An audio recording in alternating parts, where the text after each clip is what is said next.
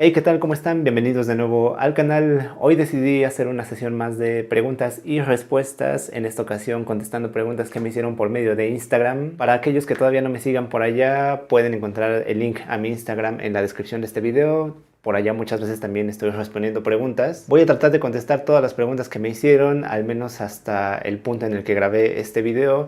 Pero si alguna de sus preguntas se quedó fuera o si ustedes tienen otra pregunta que no me han hecho, pueden hacerla en el próximo en vivo que voy a tener. Como ustedes saben, cada inicio de mes hago una transmisión respondiendo preguntas, una transmisión en vivo, y la próxima va a ser este sábado 6 de junio a las 12 del día, hora de la Ciudad de México. Pero bueno, entonces comencemos a responder las preguntas. La primera pregunta es: ¿estoy siguiendo el método Thompson? Para ti, ¿cuál es el mejor método? Y como ya les he dicho en muchas ocasiones anteriores, ningún método es el mejor. Aprender a tocar un instrumento depende de cómo estudies, lo que sea que estés trabajando, ya sea un libro u otro. Hay un montón de métodos. La mayoría de los libros están hechos cuidadosamente y sí puede que haya alguno que otro por ahí que no sea tan adecuado, pero en general lo que va a influir más en qué tanto aprendes no es en sí qué método, qué libro utilices, sino cómo lo utilices. Y bueno, para la segunda pregunta comenzamos con las preguntas ligeras. Dice: ¿crees en Dios? Y la respuesta corta es que sí, aunque me gustaría ampliarlo un poco. Yo no profeso ninguna religión, ni tampoco es que crea en Dios, digamos, a la manera tradicional. Sí creo que existe algo más allá de nuestra vida terrenal, que hay algo que es más grande que nosotros y que difícilmente vamos a poder comprender, pero solamente es eso. Realmente, como les digo, no profeso ninguna religión. ¿Qué le dirías, aconsejarías a alguien que apenas empieza a tocar el piano? Y bueno, le diría que tenga paciencia, que tenga disciplina y que consiga el mejor instrumento que pueda y el mejor maestro que pueda. Siguiente pregunta, también una pregunta ligera. Dice: ¿cuál consideras tu mayor hito en el mundo de la música? Y bueno, esta pregunta es un poco difícil de contestar porque creo que se puede entender de dos formas.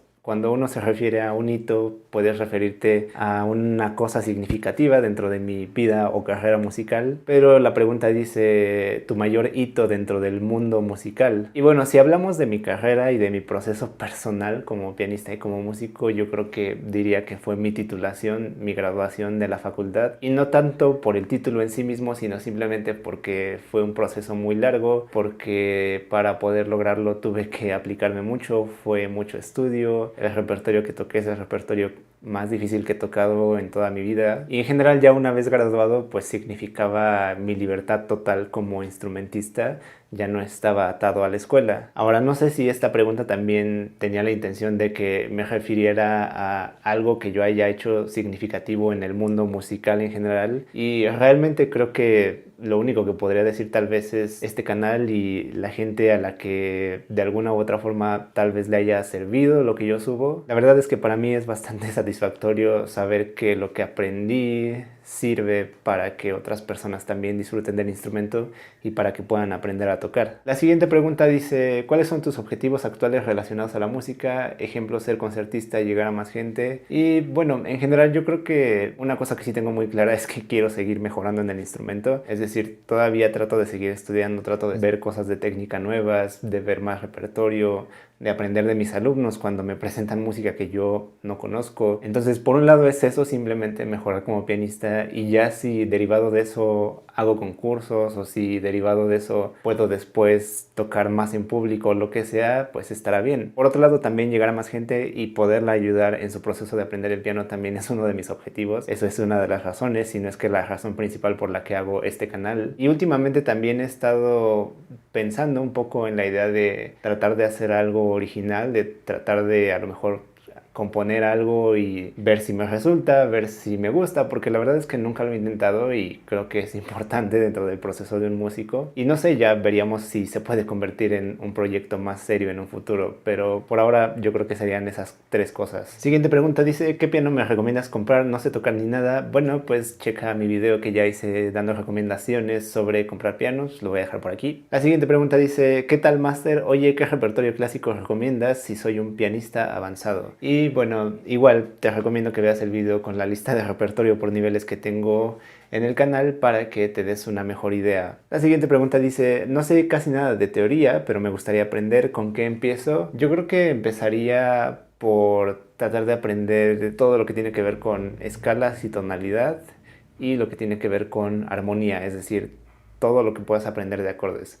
Escalas y acordes, métete de lleno a toda la teoría que puedas encontrar sobre esos dos temas. Claro está eso asumiendo que ya sepas más o menos cómo funciona una partitura y que ya tengas idea de cómo leer. Siguiente pregunta dice, ¿es normal que se vaya cansando el dedo pulgar cuando se hacen trinos con el pulgar y el índice, por ejemplo? Y en realidad diría que no, se supone que si tú tienes una buena técnica y haces un buen trino, tienes que estar relajado y no tendrías por qué cansarte, a menos que sea un trino kilométrico que dure 20 minutos, pues sí, obviamente con el tiempo te vas a cansar, pero en una pieza de repertorio creo que es difícil que encuentres algo que sea tan prolongado que te canse la mano al extremo al menos de que ya no puedas ni tocar. Puede ser que sí te encuentres algún trino que pues sientas un poco más difícil o que se te haga un poquito pesado, pero tienes que controlar el nivel de tensión que hay en tu mano para que eso no pase y que no te impida tocar el pasaje o la pieza. Siguiente pregunta dice, ¿alguna ayuda para aprender la mano izquierda de las piezas de Bach? Gracias y saludos. Cantarla y analizar la estructura de lo que hace esa mano izquierda, ver si hay temas, todas esas cosas son cuestiones que le ayudan mucho a uno para memorizar Bach. La siguiente pregunta está bastante interesante y dice, ¿crees que en la actualidad hay pianistas al nivel de los del siglo XX como Rubinstein o Richter, etcétera? Y yo creo que sí, de hecho, por ahí alguna vez leí que a veces tal vez idealizamos mucho el pasado y esto no solamente hablando de pianistas sino en general. No sé cuántas veces han encontrado posts en redes sociales de tal época fue la mejor o lo que sea, y esta cosa que leí, no recuerdo si era un artículo o qué era, pero decía que hay pianistas de los que se sabe solo por, digamos, anécdotas, no hay registros en video, no hay registros en audio y realmente no sabemos si técnicamente e interpretativamente eran tan grandes como se cree. Quiero decir, ahora ustedes pueden ver a cualquier pianista en video, en audio y tienes un registro bastante fiel de cuál es su nivel de habilidad. Entonces, para empezar, creo que puede ser que estemos idealizando de más algunas figuras. Nos pasa eso a todos los pianistas y a los artistas en general. Y en segunda, creo que si ahora nos da la sensación de que no existe esto es porque ya hay demasiada gente. Y no solo demasiada gente, sino que hay demasiada información.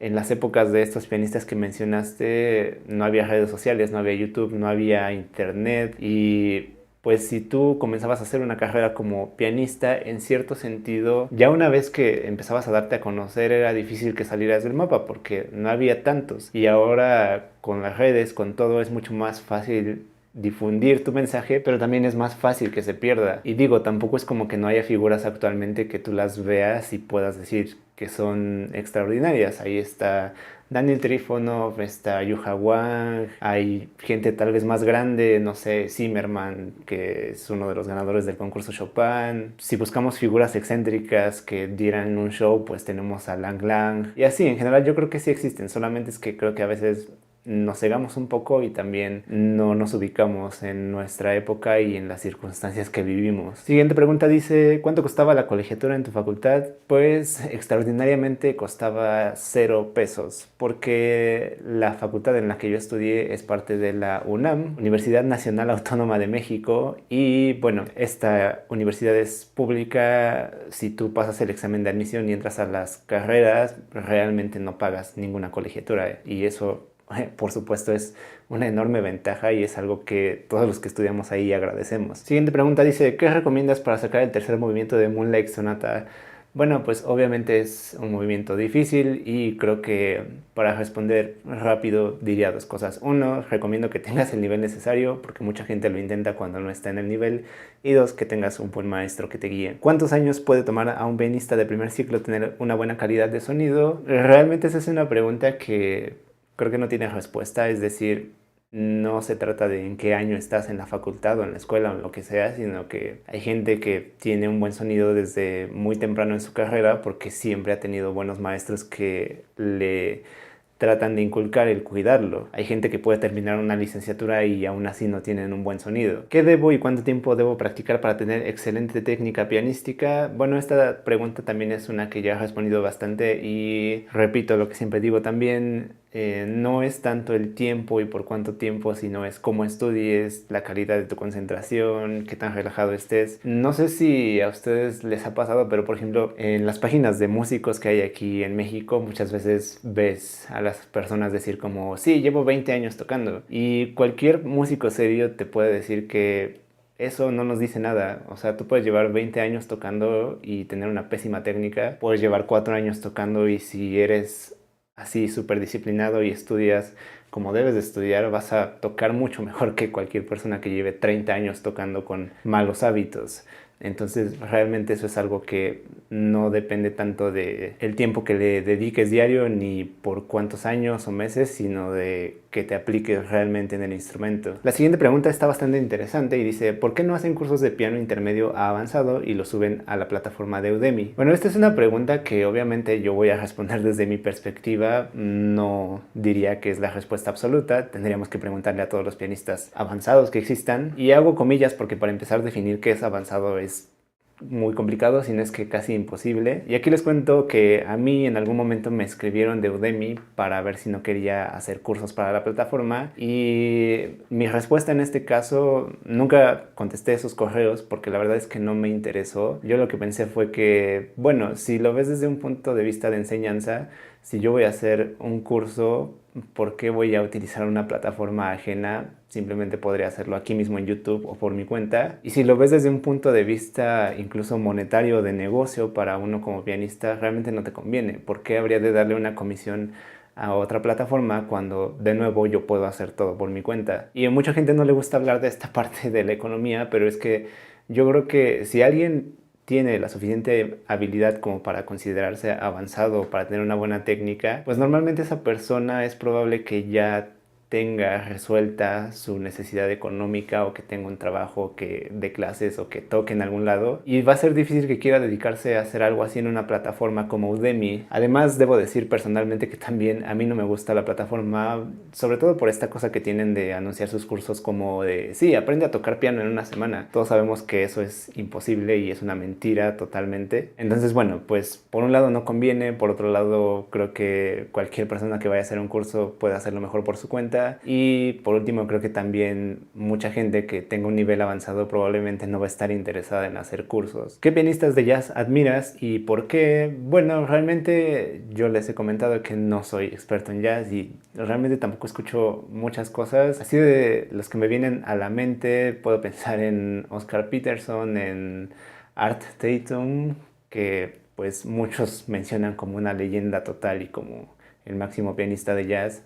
Y digo, ella tal vez no es tan conocida, al menos no al nivel de los otros dos, pero Hiromi Uehara me gusta mucho cómo toca, es súper virtuosa, se ve siempre súper alegre, entonces pues son gente que yo sí admiro y que admiro cómo pueden tocar y su habilidad como pianistas en general. Las siguientes 3 preguntas las voy a leer de corrido y las voy a tratar de contestar como dando una respuesta general y las preguntas son: ¿qué carrera es la que sirve para dedicarse a dar conciertos? ¿Cómo se hacen las contrataciones para conciertos? ¿Es difícil conseguir una?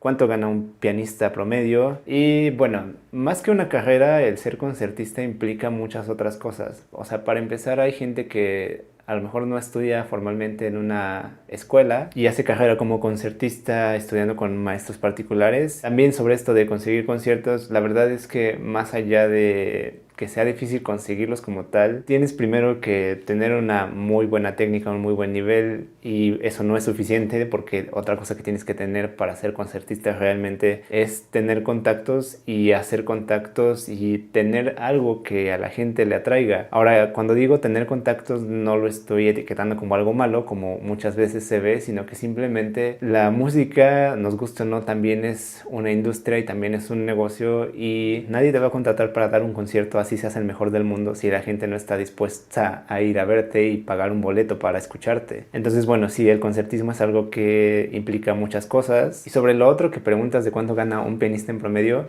bueno, no sé si te estás refiriendo también dentro de este medio del concertismo o en general, porque eso puede variar mucho, tanto dentro del concertismo como en general. Un maestro, por ejemplo, de una facultad como la que yo estudié, pero un maestro de los que tengan una plaza más alta puede ganar unos $1,000, $1,500 mensuales, y al mismo tiempo otro maestro que esté en esa misma escuela que vaya comenzando puede ganar una mínima cantidad, no sé, $50 al mes, y es una diferencia muy enorme, pero llega a pasar. Lo mismo con los concertistas. El concertista mejor pagado de México, yo llegué a escuchar que ganaba alrededor de unos $4,000 o $5,000 por concierto, pero gente como Lang Lang, Yuha Wang o ellos que tienen una fama más internacional y que tocan conciertos a cada rato, pues pueden ganar mucho, mucho más que eso. La verdad es que incluso es difícil saberlo porque es tan poca la gente que se dedica a eso que no hay números oficiales, todos son especulaciones, pero ya concertistas de ese nivel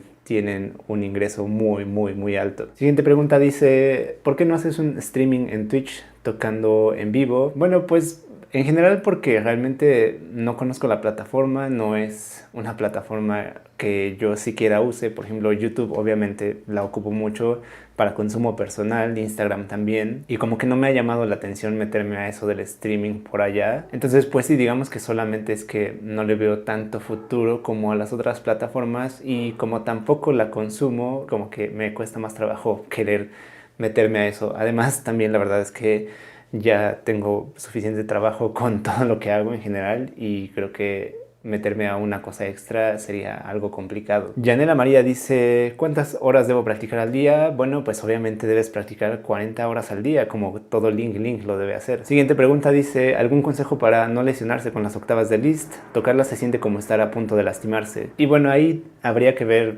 exactamente qué octavas repetidas, octavas cromáticas, octavas, escalas de octavas, no sé, hay muchas formas de hacer octavas, y también no sé si te refieras a octavas simplemente aisladas o acordes que van en octavas, porque Liszt tiende a hacer mucho eso. Pero la respuesta general sería, uno, que debes de buscar la técnica adecuada para hacerlas, y dos, que debes tratar de relajarte y no estar tenso a la hora de tocar. Ya tengo un video hablando sobre técnica de octavas, lo voy a dejar por aquí para que lo puedas checar. ¿Qué opinas de Jesús Molina? No sé quién es, creo que es un pianista de jazz, pero la verdad es que no tengo ni idea y nunca he visto su trabajo, entonces no podría dar una opinión. ¿Has pensado alguna vez que una pieza o un pasaje es imposible de tocar? Realmente no, o sea, sí, literalmente que piense que es imposible, no, porque de cualquier pieza que sea hiper complicada te metes a YouTube y ves a 50 personas tocándola perfecto. Entonces realmente no, sí he pensado que hay pasajes muy difíciles en el repertorio que he tocado, pero sí, imposible, no. La siguiente pregunta dice, en tu video de recomendaciones para dar clases en línea nos platicaste que hay 3 niveles y no mostraste cuál fue el tercer nivel, entonces me quedé con la duda. Y sí, me di cuenta después cuando vi el video, ya que estaba editado y todo, que nunca mencioné el tercer nivel, pero si lo dejé fuera, creo que aunque lo hice inconscientemente fue porque siento que ese nivel de dar clases en línea requiere que inviertas en una cantidad de equipo absurda. O sea, creo que tendrías que tener mucho dinero y dar clases solo por gusto, o que tendrías que tener muchos alumnos o ser un maestro de muy alto perfil para tener las cantidades que necesitas invertir en un equipo así para que realmente tenga sentido enseñar un set de ese tipo. De todas maneras, les voy a dejar en la descripción o por aquí o donde se pueda el video donde enseñan ese tercer nivel de, digamos, equipo para poder dar clases en línea, y pues chequenlo, la verdad es que está muy, muy interesante. La siguiente pregunta dice, ¿todavía das clases particulares? Y la respuesta es sí, obviamente por lo del virus ahorita estoy solo dando clases en línea, pero sí, aún doy clases particulares. Explica el círculo de quintas, por favor. Ya tengo un video hablando de eso, lo voy a dejar igual por aquí, por donde se pueda. No sé si ya pueda poner más tarjetas en el video, pero si no, en la descripción o en los comentarios o en algún lado. ¿Se puede aprender a tocar el piano sin un profesor? Bueno, digamos que sí y no. Siento que hasta cierto nivel sí es posible, pero ya para un nivel mucho más avanzado creo que lo veo complicado. Y de todas maneras, siento que a menos que el impedimento sea una cuestión económica, no veo razón para no buscar un maestro de piano. Es decir, te va a hacer la vida más fácil. ¿Qué haces cuando estás desmotivado? Bueno, igual ya hablé de la motivación en algún video pasado, pero en general nunca me ha pasado que esté tan desmotivado como para no querer tocar por un periodo prolongado de tiempo. Es decir, puede ser que sí un día esté estudiando y no me salgan las cosas bien y a lo mejor me estrese o me enoje un poco conmigo, pero siempre regreso al otro día como con ganas de resolver lo que sea que no me salía. Y las pocas veces que me ha pasado que sienta que me siento inconforme con cómo estoy tocando, pues trato de buscar la solución al problema, ya sea estudiar más o bajarle un poco a mis expectativas y a mis metas, pero sí, realmente nunca he tenido una desmotivación así por semanas o meses, nunca me ha pasado. ¿Algún consejito para sacar un dueto para piano por primera vez? Bueno, ahí es muy importante que conozcas la parte de la otra persona y digo, lo ideal sería que también la puedas tocar y que te la sepas, pero sino que al menos conozcas lo más importante, en dónde entran ellos, en donde tal vez ellos toquen solos y tú no tocas nada y en general que conozcas lo mejor que se pueda a su parte. Eso va a hacer la coordinación mucho más fácil y viceversa también, que la otra persona sepa lo que tú estás tocando y cómo es tu parte. ¿Por qué las repeticiones se tocan habitualmente empezando por el dedo anular en vez del pulgar? Bueno, pues en realidad no es así. Quiero decir, tal vez tienes esta idea porque has visto muchas partituras con ese tipo de digitación, pero en general no tiene por qué ser así. Depende mucho de la circunstancia de la pieza, de qué te funcione mejor. Hay muchos factores que están involucrados en qué digitación te conviene para notas repetidas. Puede ser que incluso ni siquiera necesites cambiar de dedo. Hay repeticiones que se hacen simplemente con un mismo dedo y con la muñeca. Y ya casi terminamos con las preguntas. Nos quedan dos. Voy a responder primero la que es más corta. Dice, ¿te gustaría estudiar química? Y bueno, no, realmente nunca me ha atraído.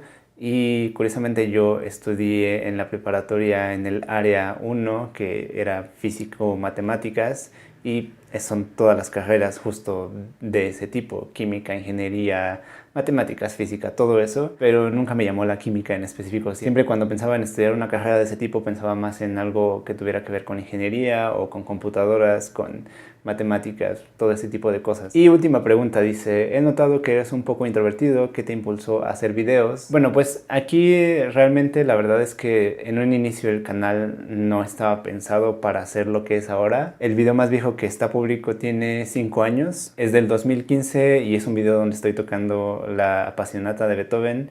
Y originalmente era simplemente eso, era un medio para compartir lo que yo estaba tocando. Recuerdo que justamente ese video tocando la Apasionata lo compartí en mi Facebook personal. Después empecé a subir otros videos tocando ciertas cosas, subí un video del Estudio Revolucionario y así me gustaba simplemente subir videos míos tocando para tener un registro de cómo iba avanzando y compartirlos también en mis redes con amigos o con familia. Y ya después cuando comencé a dar clases me empezó a pasar que había cosas que los alumnos me preguntaban muy seguido o que eran temas que salían de forma recurrente en las clases. Incluso cosas que yo a veces pensaba y que sabía que no era fácil decirlas de frente a los alumnos, pero que estaban en mi cabeza y que yo sabía que eran importantes. Por ejemplo, el primer video que tengo ya hablándole a la cámara y haciendo como que tenía público, porque la verdad es que nadie me veía. Ese primer video se trata de razones por las que la gente no aprende a tocar y eran razones que yo veía pasar una y otra vez en las clases que daba.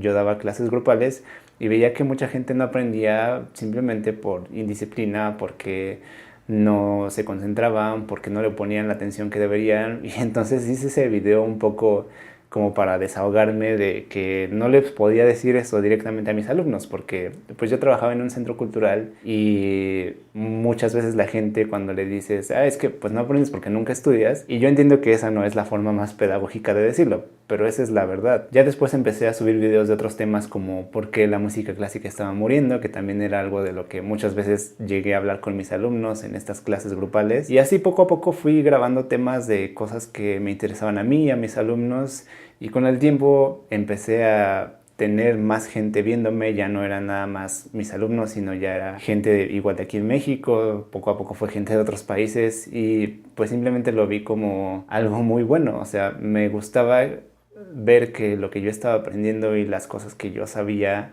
eran útiles, porque creo que eso es algo muy importante en cualquier carrera. Si tú estudias algo y no sientes que lo que estás aprendiendo funciona o es útil, pues puede ser desmotivante. Y por otro lado, si tú tienes una referencia de que lo que estás aprendiendo, estudiando y sabes en general de tu carrera es útil, pues es muy motivante. Y ya finalmente con el tiempo también me empecé a dar cuenta de que YouTube y el internet en general, las redes sociales, son herramientas muy valiosas que actualmente creo que no solo son importantes para cualquier músico. O sea, ya no solo es algo que es importante conocer para todos, sino que creo que es absolutamente necesario. Y creo que en estas épocas de pandemia todo el mundo lo ha comprobado. Ahora ya todos hacen videos, todos hacen cosas en línea, Todos han tenido que entrar a este mundo, y a cómo va la dirección de las cosas, no solo por el virus, sino en general, yo creo que el futuro de cualquier músico y artista incluso está en las redes, y si no completamente en las redes, no las puedes ignorar. Simplemente creo que es algo que ya no te puedes permitir ignorar, porque si no te cierras un mundo de oportunidades. Tan es así que cuando hice mi examen de titulación en la defensa de mi trabajo escrito, uno de los maestros me preguntó justamente qué creía yo o qué importancia creía yo que tenía todo este mundo